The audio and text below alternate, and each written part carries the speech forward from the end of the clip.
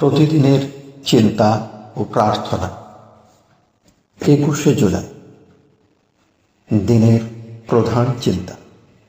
যে জন অহরহ অপরের মঙ্গলের জন্য প্রার্থনা করে সেজন সত্যই যথার্থ সুখী। মুখস্থ করা যায়।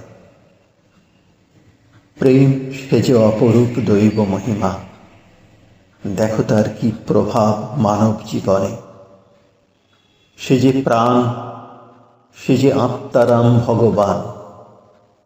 প্রেম যেগুলো জগৎ সুষমা, চিত্তের হরস, শান্তি সুধা, সবই সেজে অশেষ অপার। উপদেশ। যিনি চৈতন্যময়, তিনি কখনো প্রতিহিংসা চান না। যে তাহাকে আঘাত করিয়াছে তাহাকে ফিরিয়া আঘাত করিতেও তিনি পারেন না, বরং তিনি অত্যাচারের উপকারী করিতে চান। তিনি অভিযোগও করেন না, অপরের নিন্দাও তিনি করিতে পারেন না।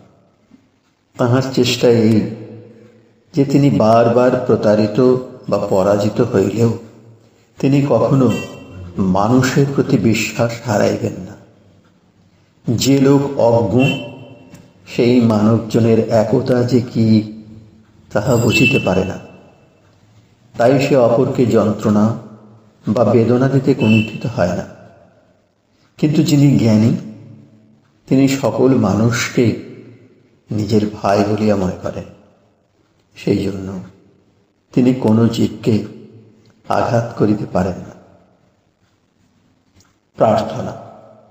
হে প্রভু, তুমি সর্বভূতে বিরাজ করিতেছ, আমার অন্তরেও তুমি নিবাস করো এবং তোমার পবিত্র প্রেমে এই হৃদয় পূর্ণ করো।